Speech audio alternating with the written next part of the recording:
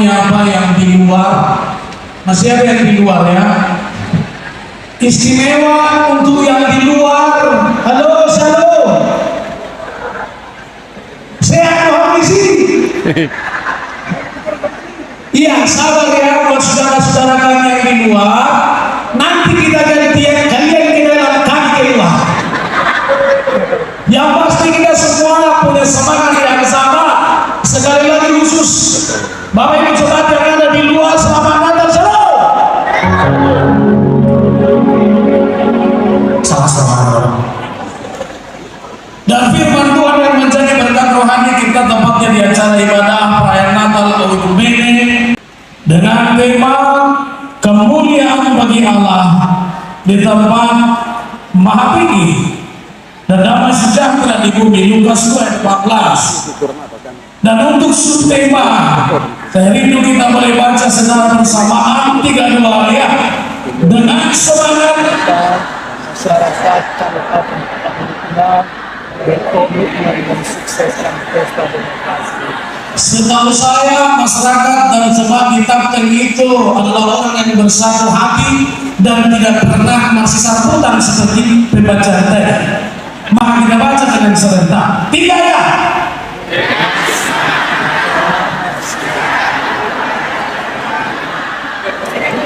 Mensukseskan pesta demokrasi yang damai. Baik, terima kasih Bapak Ibu Saudara yang terkasih. Kita sepakat dulu khotbah ini berapa lama kita bikin. Ya, semangat kita hari ini cukup baik ya, bapak-bapak, ibu-ibu, apalagi kayaknya berdua kuliah so, kainan saya kamu, saya tahu. Nampak saya amata saya tahu. Bapak Ibu Saudara yang pertama sekali, kemuliaan bagi Allah. Kemuliaan Allah adalah status tertinggi yang ada di bumi dan di surga. Tidak ada lagi di atas kemuliaan yang sebenarnya hanya milik Tuhan saja. Kemuliaan itu hanya milik Allah saja. Tapi kita bersyukur, sekalipun kemuliaan itu hanya milik Tuhan, Dia tidak tanggung-tanggung berbagi dengan dunia di masa Natal itu. Yang seharusnya Allah tidak pernah bisa dilihat, tapi di Natal itu Dia bersama-sama dengan kita. Makanya dulu orang Israel atau sesama perjanjian lama, mereka selalu punya kesempatan untuk tidak bertobat. Mereka selalu punya kesempatan untuk tidak berubah. Kalau misalnya perjanjian lama dibilang, nanti marah Tuhan. Apa Israel bilang? Gak nampakku Tuhan. Kamu anak Batak, bukan kau mana kau? Orang Batak mungkin pada saat itu, boy, kakak raja, jelotinan rasa tergisi. Tapi di masa Natal Allah yang penuh kemuliaan itu tidak tanggung-tanggung. Kemuliaan yang kedua adalah itu suasana surga, yang akhirnya menjadi milik kita dan diberikan kepada orang percaya. Lalu ketika kemuliaan Allah itu sudah sampai di bumi, apa yang harus terjadi dalam diri kita? Damai sejahtera akan dihasilkan oleh kemuliaan yang sudah turun dari singgasana surga itu. Tetapi yang paling luar biasa Bapak Ibu, sekalipun Allah Maha Mulia, ketika Dia turun menjadi manusia, kemuliaannya tetap. Dia bukan Tuhan yang hilang identitas, Dia bukan Yesus yang hilang identiti. Dia tetap Allah, Dia tetap manusia. Karena ada manusia seperti itu, pergi sama perempuan bisa jadi perempuan, pergi dengan laki-laki bisa jadi laki-laki, pergi ke pendeta dia mirip pendeta, pergi kepada bandit dia berubah jadi bandit. Tapi di Tapteng tidak ada begitu ya. Dan ada yang dihami sama istri cuma dong.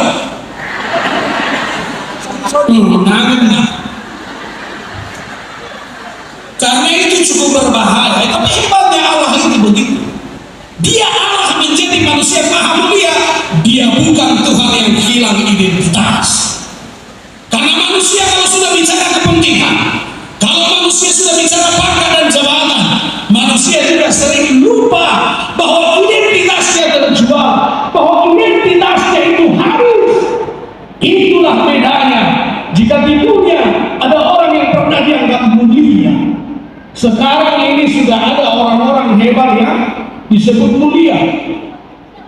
Bapak Presiden yang kami muliakan, Bapak Pendeta yang kami muliakan, Bapak Toho yang hampir kami muliakan. Tapi ingat, saya tidak melarang itu, tapi jujur, kemuliaan yang dianggap diberikan kepada manusia one day akan selesai, one day akan habis. Tapi kemuliaan Allah sekalipun turun ke bumi dan Allah Yesus naik ke surga, kemuliaannya tetap abadi dan selama-lamanya. Kalau manusia sebentar lagi kemuliaanku habis, ayo orang kaya, jangan sampai sukacitamu menjadi dosa. Ayo orang hebat, jangan sampai kehebatanmu menjadi dosa. Sebab apa?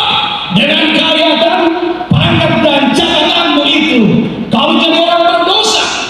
Kau bersukacita dan diakhiri dengan dosa. Malas turohan, ala jarum, akhir kokoh. Ini emang pendeta rumah kita ini 10 M. Berapa nanti yang 1 M. Tapi ingat Bapak Ibu, kamu bersukacita karena rumahmu besar, ya silahkan. Selama kamu tidak teringat bahwa rumah terakhirmu adalah 5 papan, itu bisa cilaka. Kalau saudara bangga sekali saat ini, wah hebat deh, pakai Alphard Hotel, Alphard, Pajero, apa lagi? Kayak atau Xenia. Kawan, kalau kau melewati seorang sahabat yang hanya berjalan kaki, kenapa ini kau jangan sombong? Karena sebentar lagi akan habis. Mobil terakhirmu hanya ambulans. Teleponnya pun berbeda. Kayak mana teleponnya?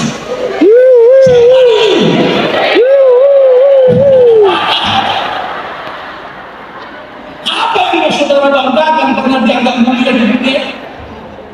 Kayak mana buktinya tadi? Sama imam yang nonton di sampingnya teh. Mereka lumayan nih. Bapak sama pilihan. Saya sering bilang Bapak Ibu, kamu bahagia dan dianggap mulia di dunia silahkan. Tapi kamu harus ingat, seluruh sumber bahagia di dunia itulah sumber penderitaan. Nama bahaya Nasrohan Syarportidion Ikoli Mahasakihon. Kenapa?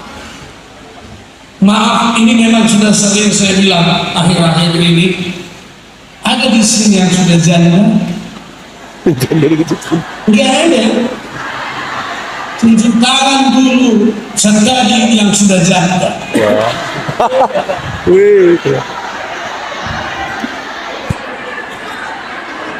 Jangan dong nak ada. Ada 2, 3, 4, 5 anak, 7, 8, 9, 10. Ya, yang pertama saya bilang kepada ibu-ibu yang sudah janda, percayalah dengan pertolongan Tuhan bahwa kejandaan juga bisa berakhir dalam nama Tuhan juga.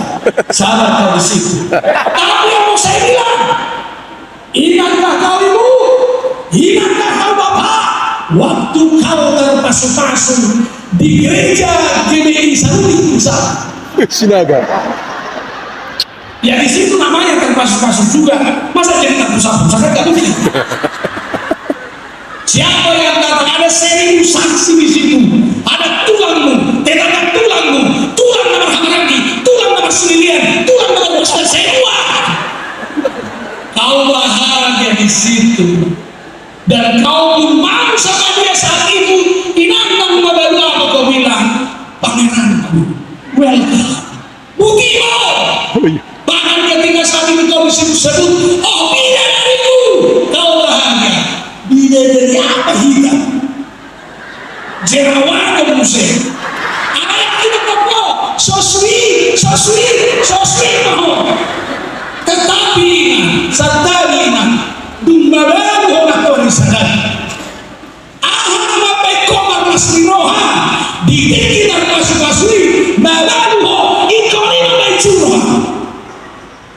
Maka hati-hati dengan sesuatu yang Anda banggakan saat ini, bos. Pak, kisah kau bagaimana tadi? Minonasi kemarin sih ya. Awak dulu lagi seperti orang lagi menyenangkan awak. Boleh. Tapi ingat, ternyata cantikmu yang dipuja-puja orang di sini. Kalau manusia paling jelek di Tanteng, setelah kau berumur 95 tahun. Maka itulah perbedaan. Maka saya pikir, kalau kita menganggap ada kemuliaan, hasil yang paling utama di kita adalah damai sejahtera. Yang kedua, saudara, damai sejahtera itu bukan keadaan di luar dirimu, tapi damai sejahtera keadaan dalam dirimu, bukan di luar dirimu. Selagi orang masih berbahagia, selagi orang masih merasa damai dengan apa yang di luar dirinya, maka kita akan kembali dengan kalimat yang saya katakan, apa yang membuatmu tertawa hari ini, besok ini yang membuatmu menangis.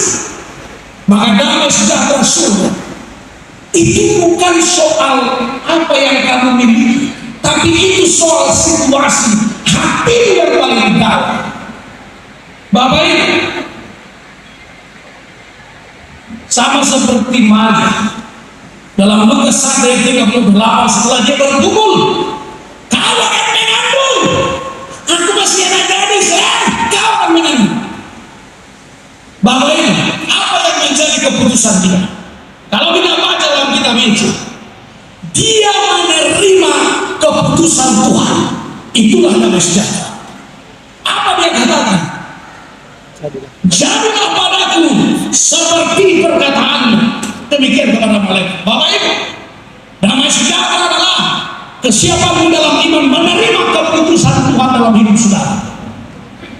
Maka itu saya bilang tadi, kalau saya contohkan ibu-ibu janda, padahal murahnya itu ya sama kayak aku janda. Wajar anak indah. Unang kawin. Tapi saudara, saya percaya setiap orang yang menerima keputusan Tuhan dalam hidupnya, itulah damai sejahtera yang utama.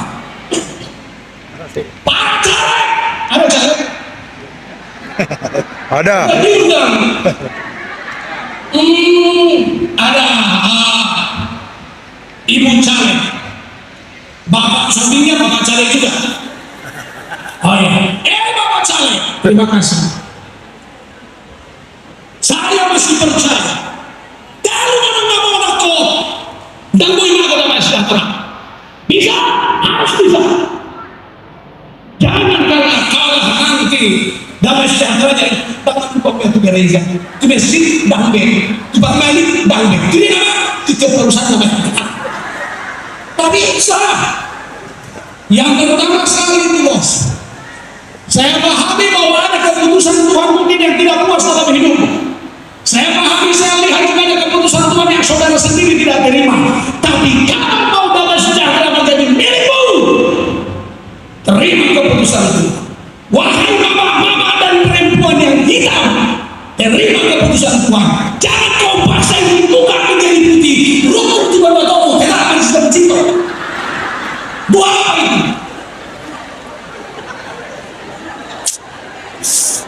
Kau pikir Tuhan tidak sengaja mengubahmu hitam? Kau para pengguna TikTok, berhenti kau berdusta di situ.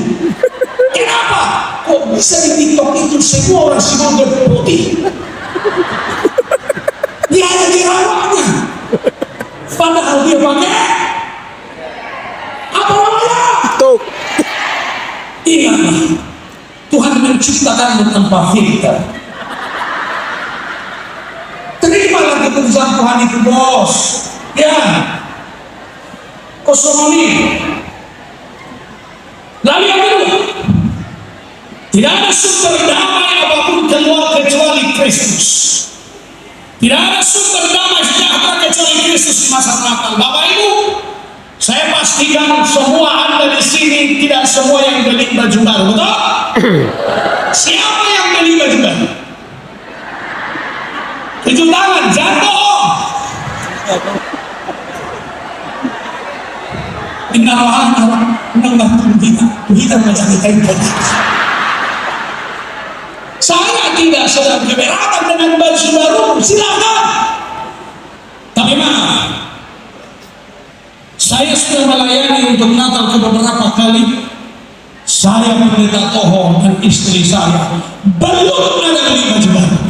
Wih, 2 hari yang lalu istri saya bilang, Pak, yang menurut baju baru kita dah. Buat saya, jodoh muda saya tak beli, Pak.